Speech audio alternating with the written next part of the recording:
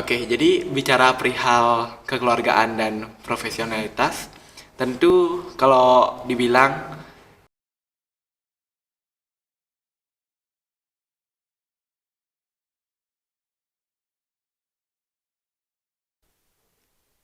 Hai Rosmania, kembali lagi di Ini Nyata, Malini Punya Cerita bersama aku, Chandra, yang bakal nemenin teman-teman ini beberapa menit ke depan dengan narasumber yang tentunya kece parah, yang keren parah nih. Nah, di topik kali ini banyak orang yang penasaran pasti, tapi dikit banget yang tahu. Nah, untuk mengulik OSIS Dosman, OSIS SMA Negeri 1 Gianyar lebih dalam, kita sudah bersama dengan Dewa Ngakan Gede Mahadewa selaku Ketua OSIS SMA Negeri 1 hai, Gianyar masa bakti 2020-2021. Halo Mahadewa. halo, ya, Jadi kita ngomong santai aja nih di sini nih. Mau ngomong kemanapun ya ya let it terserah, flow aja ya ya, Mahadewa. Terus Mahadewa sering dipanggil sama Waka Kesiswaan Madev ya. waduh, Jadi ini aku manggilnya Mahadewa atau Madev aja nih. ya yang senyaman kamu aja gitu loh. Mau panggilan apa terserah lah. Nah, jadi Mahadewa ini merupakan ketua OSIS, ketua pengurus OSIS SMA Negeri 1 Gianyar masa bakti 2020-2021. Bisa diceritain nggak sih gimana caranya jadi ketua OSIS, gimana bisa jadi ketua OSIS lah? Eh, gini. Kalau orang-orang bilang pasti kayak usaha gitu. Cuman kalau masalah perjalanan aku sampai menjadi ketua OSIS sekarang, pastinya awalnya sebenarnya cuma iseng untuk ikut OSIS karena emang SMA nih, masa nggak berkegiatan gitu. Ya udah ikut OSIS. Jadinya sebenarnya yang terpenting untuk menjadi ketua OSIS itu sebenarnya dedikasi ya. Karena aku menyadari bahwa diriku waktu kelas 10 dulu terlalu banyak ngambil kerjaan gitu loh. Padahal itu bukan kerjaanku ya aku ambil gitu loh. Karena emang akunya nggak punya kerjaan gitu. Sering lah nggak punya kerjaan di rumah jadinya ya terus ke sekolah ada kerjaan terus ke sekolah nggak ada kerjaan ke sekolah gitu kayak gitu sih kalau masalah jadi ketua OSIS itu dedikasi yang penting. Berarti lebih ke gimana kamu meluangkan dirimu sepenuhnya untuk organisasi ini ya. Ya, benar sekali. Terus Mahadewa ini juga selain aktif di organisasi SMA Negeri 1 Gianyar, ada Mahadewa ini ketua satu forum anak daerah Gianyar. Ya, Wow, keren banget loh. ya gimana ini men karena gini loh di beberapa organisasi yang aku ikuti banyakan yang iseng ikutnya gitu. Di FAT pun iseng. Jujur-jujuran ya sebenarnya di FAT tuh aku awalnya dari kelas 7 SMP. 7 SMP pengen ikut cuman nggak kesampaian karena ya udahlah kelas 7 fokus belajar dulu gitu. Kelas 8 akhirnya aku memberanikan diri buat seleksi FAT gitu. Ternyata kesampaian tuh lolos jadi pengurus. Terus pas penyusunan struktur juga lolos jadi ketua dua awalnya gitu. Terus di periode yang sekarang kebetulan aku jadi ketua satu yang notabene ketua satu tuh bisa dibilang wakil ketua satu sih itu. Ya sama sih dedikasi sebenarnya. Udah jadi ketua OSIS Dosman, jadi ketua satu forum anak daerah. Oh, emang hobi jadi ketua ya? Waduh, kalau kalau itu sih kurang tahu ya, bukan Ya. suka sih, cuman emang gabut gitu orang-orang bilang. Tapi ini gabutnya Mahadewa ini gabutnya itu emas loh. Emang Mahadewa ini emang orang yang berkompetens ya sudah terbukti melalui dia bisa jadi ketua OSIS di SMA Negeri 1 Gianyar terus jadi ketua satu forum anak daerah itu wow banget. Terus selain aktif di organisasi, Mahadewa ini juga berprestasi loh orangnya. Mahadewa ini merupakan peserta Olimpiade Fisika dan Debat. Itu Waduh, gimana tuh ceritanya? ada ya karena balik lagi ke tujuan kita sebagai siswa untuk belajar dan untuk mengukir prestasi. Tentunya sebenarnya itu adalah usaha saya, usahaku nih untuk membanggakan nama sekolah di kancah SMA lah. Di SMA-SMA lain membanggakan sekolahku gitu, pengennya. Jadi apa sih yang aku bisa lakukan gitu loh untuk membanggakan sekolahku? Yang bisa aku bawa nama Dosman nih apa yang bisa aku capai dan hal itu menurutku buat ikut ekstra debat awalnya ikut ekstra debat tuh pun sebenarnya itu muncul polemik panjang sama kak aku tuh gitu kayak ini aku awalnya pengen jurnalis nih cuman kak aku ah kalau jurnalis lombanya jarang gitu ini bagus kir kir awalnya kan Aduh, aku nggak bisa gini, nggak pintar-pintar amat lah gitu. Walaupun emang dibilang dapat jadi peserta olimpiade, walaupun bisa dibilang kayak otakku pas-pasan gitu. Cuman untung doang tiba-tiba dipilih jadi peserta olimpiade. Cuman karena kemampuanku buat berbicara yang lumayan lah, nggak terlalu bagus tapi nggak terlalu jelek juga, makanya aku pengen debat gitu. Akhirnya ada lomba, iseng ikut, juara sekali doang tapi juara tiga. Cuman selanjutnya malah sampai 8 besar doang di Sikom kayak gitu. Cuman iseng. Isengnya itu berhadiah emas loh. Itu membuktikan bahwa apa kalau misalnya kamu emang udah emas ya di mana aja kamu pasti akan menjadi emas. Aduh, sebenarnya bukan emas juga sih. Nah, aku juga pas-pasan kok gitu loh, sebenarnya. Cuman beruntung aja gitu. Kalau misalnya aku nih yang ngomong di depan Mahadewa kayak gini, kalau misalnya dibandingin ya jauh banget ya. Kalau misalnya Mahadewa udah di atas Monas, ini aku kayaknya baru mau menuju Jakarta gitu. Aduh, jadi itu dong. Nggak, aduh, malu-malu sendiri dipuji-puji kayak gitu. Aduh. Oke, jadi kita cukup dulu nih membahas Mahadewa ya. Kita membahas topik yang emang banyak banget nih orang penasaran gimana sih sebenarnya gitu. Nah, pertanyaannya di sini itu gimana sih sebenarnya OSIS Dosman itu OSIS SMA Negeri 1 Gianyar itu gimana? Kalau masalah penanyaan itu ya, OSIS Dosman. Nah, sebelum itu mungkin aku jelasin OSIS secara umum ya. Nah, OSIS itu kan organisasi yang berada di bawah lembaga pendidikan yaitu sekolah. Nah, terutama SMP dan SMA karena SD belum ada gitu. Nah, OSIS ini bertanggung jawab atas apa-apa saja program yang menyangkut kesiswaan gitu. Jadi itu bakal nyangkut ke penjelasanku tentang OSIS Dosman itu sendiri. Nah, kalau masalah OSIS Dosman bisa aku jamin, bisa aku bilang kalau OSIS Dosman itu beda banget dari OSIS-OSIS yang lain. Bisa kita lihat OSIS-OSIS di sekolah-sekolah di Gianyar selain Dosman. Bisa dibandingkan kok, bisa dilihat apa dari entah itu dari strukturnya. Kalau di struktur mungkin emang sama ya karena inti, sekbid dan juga jajarannya. Cuman kalau untuk masalah sistem kerja, masalah adat, masalah apapun yang ada di dalamnya selain struktur, aku berani bilang kalau OSIS Dosman itu adalah OSIS yang berani beda. Bisa dilihat kayak sekarang kayak podcast, terus di rangkaian Marves ini ada McDos, lomba gini. Mungkin emang di luar sana, selain di Gianyar ya, mungkin emang ada kayak di Sakura, di beberapa sekolah lain lah. Cuman kalau masalah di Gianyar, aku berani jamin kalau OSIS Dosman tuh yang OSIS yang paling berani beda sih itu sih. Wow, keren banget ya OSIS Dosman itu OSIS yang berani beda ya. Aku yang sendiri yang ada di kepengurusan ini ya menyetujui hal itu sih, cuman tidak menutup kemungkinan juga OSIS-OSIS di sekolah lain itu juga sangat-sangat spesial gitu karena kita memiliki Ya benar. adat kita masing-masing, kita memiliki kelebihan dan kekurangan kita masing-masing. Nah, di luar sana itu banyak banget yang kepo nih. Sebenarnya OSIS itu punya program kerja yang kayak gimana aja sih gitu. Nah, kalau menyangkut program kerja, kalau opiniku sebenarnya dari awal itu sebenarnya program kerja yang diemban oleh OSIS itu adalah program kerja yang bisa mengembangkan siswanya. Siswa bukan siswanya kayak yang menyangkut kesiswaan yang bisa mengembangkan siswa di sekolah itu. Terutama kita juga di OSIS juga patut berkembang dengan program-program kita. Nah, sebenarnya kalau di OSIS Dosman itu sendiri banyak program-program yang emang tahun ini sangat-sangat berbeda. Bisa dibilang kayak sekarang kayak McDos, terus ada lomba kesenian yang merupakan rentetan acara dari Marves, terus podcast ini, terus juga FIT yang kayak menyebarkan informasi ke siswa-siswa kalau ada loh info yang kayak gini. Nah, itu yang aku maksud yang kemarin yang tadi itu adalah berani beda. Itu. Jadi mungkin kayak di Nesa aku suka kok gininya. Apa namanya? Fit informasinya. Dan aku di Dosman itu sendiri mengadaptasi itu dan membuat hal yang beda.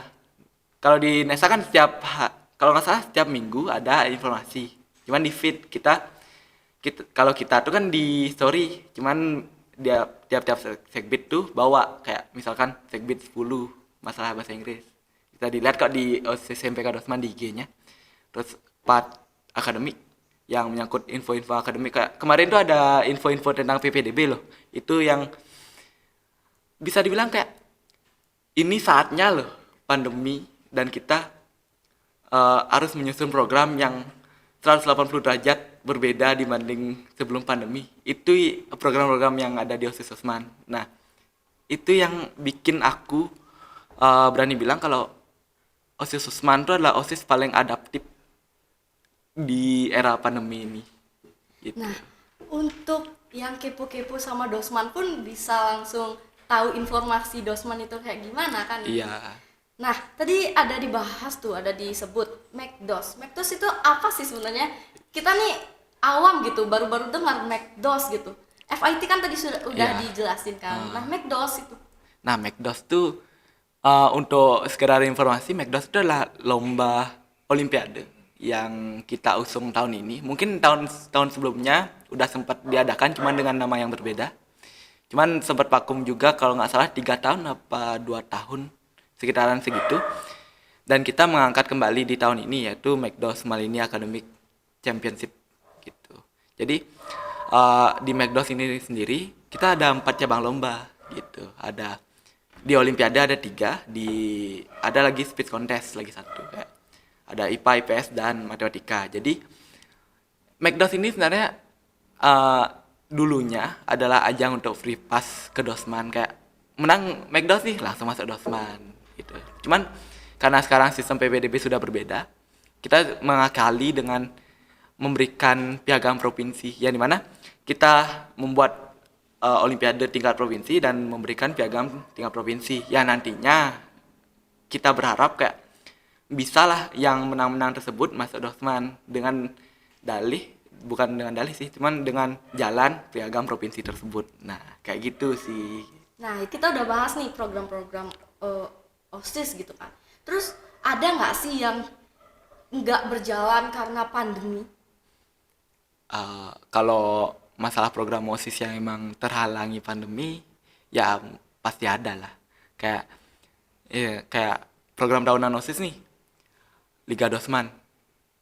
Sekarang nih emang tidak bisa dilaksanakan karena memang pandemi dan kita sebagai OSIS tentunya membuat program alternatif yaitu DDSC. Cuman ya kayak gitu dah di OSIS Osman. Kalau emang ini tidak bisa dijalankan, kita buat program yang berbeda.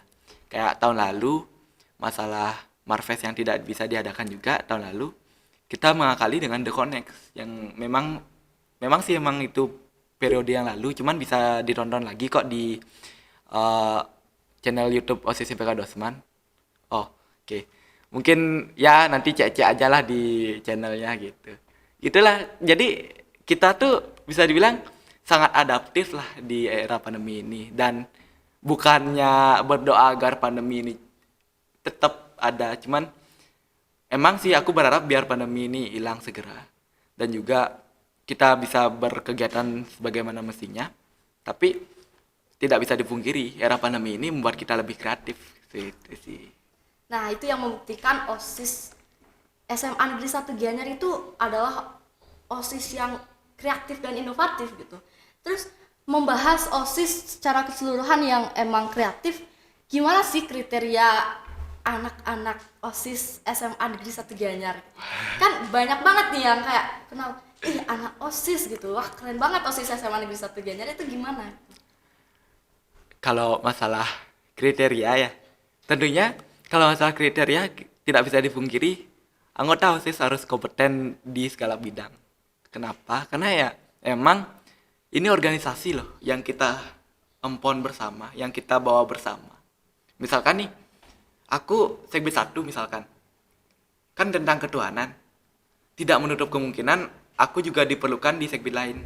Seperti kayak misalkan di Sekbi 9 kekurangan tenaga sebagai publikasi dokumentasi, tidak menutup kemungkinan juga aku bisa membantu ke sana. Itu yang aku maksud tentang kompeten di segala bidang. Bukan berarti tidak punya skill khusus, cuman skill khusus memang di setiap Sekbi itu ada. Cuman kita setidaknya dengan kesadaran tinggi bahwa kita adalah organisasi yang bersama. Jadi organisasi yang kita bawa bersama. Jadi harus ada yang namanya saling backup dan juga membawa tanggung jawab lebih lah di bidang-bidang yang lain gitu loh. Kayak gitu sih. Berarti OSIS SMA Negeri 1 Gianyar itu adalah orang yang benar-benar profesional ya. Benar banget. Bisa multi talent gitu, bisa mengambil job apa aja gitu kan ya. Benar banget. Nah, terus masalah tadi saling membackup, berarti secara tidak langsung di sini OSIS SMA Negeri 1 Gianyar itu bekerja secara kekeluargaan atau mungkin diimbangi profesionalitas atau gimana? Waduh. Oke, jadi bicara perihal kekeluargaan dan profesionalitas, tentu kalau dibilang, nah semua pekerjaan harus dikerjakan secara profesional. Cuman banyak orang bilang ketika kita udah profesional, kerja bareng, itu bakal jadi makin lekat lah rasa kekeluargaan kita bersama. Seperti itu. Jadi hal itu membuat kita menjadi nyaman di lingkungan tersebut untuk bekerja secara baik dan juga lancar. Tapi bisa dilihat bahwa kita nggak boleh dong semena-mena memanfaatkan kekeluargaan tersebut untuk hal yang negatif. Seperti kayak mana, kayak oh juga kan pasti bakal dimaklumin kok aku kayak gini, dan malah membuat kesalahan terus-menerus. Itu yang bikin rasa kekeluargaan tuh dimanfaatkan jadi hal yang negatif itu sih. Tapi kalau dibilang OSIS Usman tuh lebih condong kemana, apakah cuma kayak pegawai kantoran yang cuma kerja doang terus pulang, atau kekeluargaannya kayak kerja bareng, ketawa TV bareng, suka duka bareng, terus di pulangnya juga lancang kemana-mana. Bisa dibilang kayak OSIS Usman ini kekeluargaannya kental banget gitu. Walaupun memang mungkin ada oknum satu atau dua orang, entah di periode manapun, aku nggak bilang di periode A atau di masa bakti A atau B, mungkin memang ada yang menyalahgunakan rasa kekeluargaan ini, kayak oh dia udah maklum kok kalau aku kayak gini. Itu yang memang ada sih, cuman ya kalau dibilang kental atau tidaknya, emang di setiap saat kekeluargaan di OSIS Usman itu kental banget seperti itu.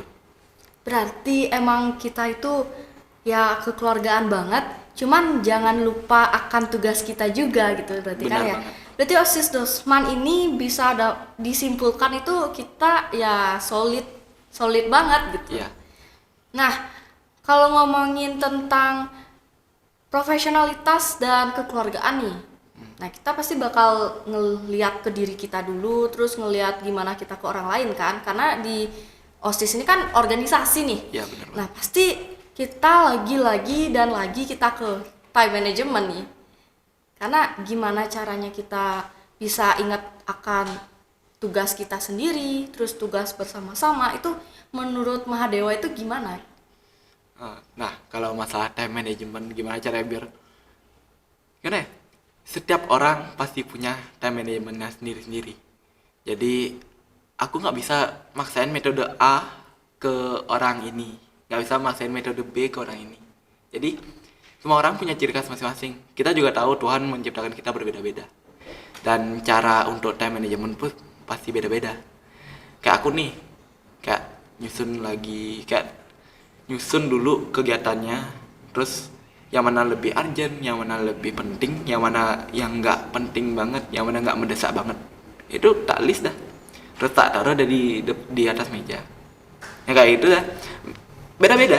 Jadi kalau penting atau tidaknya time management di OSIS ini penting banget, karena ya balik lagi, kita pasti banyak tugas dong, tugas sekolah, tugas di luar, tugas sebagai anak, tugas sebagai OSIS. Itu yang menjadikan kita lebih baik lagi ke depannya, karena OSIS ini belum seberapa loh. Jadi kalau nanti kita udah bekerja nanti, pasti lebih berat daripada ini. Itu sih gitu. Nah, teman-teman yang masih bingung tentang time management nih bisa diikuti ya caranya Mahadewa yang nulis gimana perjalanannya dia, maksudnya gimana apa jadwal-jadwalnya dia, dan ditaruh di atas meja gitu, atau ditaruh mungkin di atas plafon gitu kan. Iya. Baru bangun Itu dia. hari ini tuh kayak gini gitu. Terus tadi masalah selain time management itu pasti kan kita ada menyeimbangkan nih dari belajar dan organisasi kan. Nah, aku dengar-dengar nih ada yang kayak bilang, ih, OSIS Dosman nih dijadiin kedok untuk bolos sekolah gitu. Aduh, Itu gimana sebenarnya? Tapi kalau misalnya aku nih, kan aku udah di kepengurusan juga nih. Ya emang itu bukan stigmanya emang salah gitu Ya, kan. stigmanya Nah, emang dari salah. pandangannya Mahadewa itu gimana gitu? Nah, kalau masalah bolos berkedok dengan alasan OSIS itu tentunya kalau emang kejadian itu salah banget.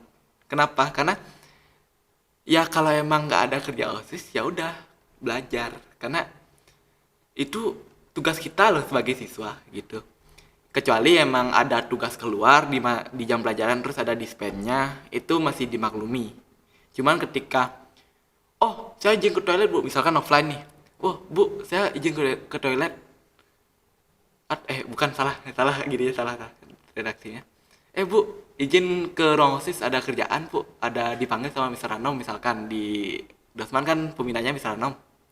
Nah itu yang salah padahal nggak ada kerjaan nih, sedangkan teman-temannya yang lain malahan belajar di kelas. Itu kayak penyalahgunaan jabatan kita di OSIS untuk kesenangan kita pribadi. Mungkin di kantin lah, diam, atau mungkin keluar lah, atau pulang. Bahkan itu malah ngapain sih kita memperbodoh diri sendiri gitu loh. Udah dikasih belajar gitu, udah dibiayai pemerintah. Mungkin emang masih ada pembayaran lain, cuman ini udah disubsidi loh pendidikan kita. Masa kita buang sia-sia gitu loh. Nah kalau masalah eh, bolos itu ya kayak gitu loh. Jujur kalau aku mungkin bisa dibilang hampir tidak pernah. Mungkin bolos resmi mungkin iya karena dispen kan. Cuman kalau bolos yang oh ke Rosis, oh ke Mister Anom, bilang langsung ke gurunya tanpa ada kejelasan apa-apa, nggak pernah sih. Nah, dan untungnya kita di kepengurusan OSIS Dosman ini emang kerja itu ya pada saat jam free ya, jam Iya benar banget. bukan di jam sekolah atau di jam belajar gitu. Nah, dan di Dosman ini di kepengurusan kita pun ya emang tidak ada orang-orang seperti itu. Iya, Untungnya ya. untungnya ya. Kita bisa memanfaatkan waktu lah, memanfaatkan waktu belajar, berorganisasi dan lain-lain gitu. Terus yang terakhir nih, kita udah ngomong banyak nih sama ketua OSIS kita kan, perkembangan dan harapan dari Mahadewa untuk OSIS Dosman gitu, untuk angkatan kita, untuk angkatan-angkatan selanjutnya itu gimana? Oke. Nah, kalau masalah harapan dan nantinya bakal berkembang sampai mana, aku yakin OSIS Dosman dari saat ini, untuk saat ini, bisa terbang jauh lebih tinggi daripada angkatanku di periode ini, periodeku. Kenapa? Tentu aku sebagai ketua sangat-sangat tidak luput dari kesalahan. Mungkin memang beberapa kesalahan pernah aku buat, kesalahan memutuskan pilihan ataupun keputusan yang melenceng.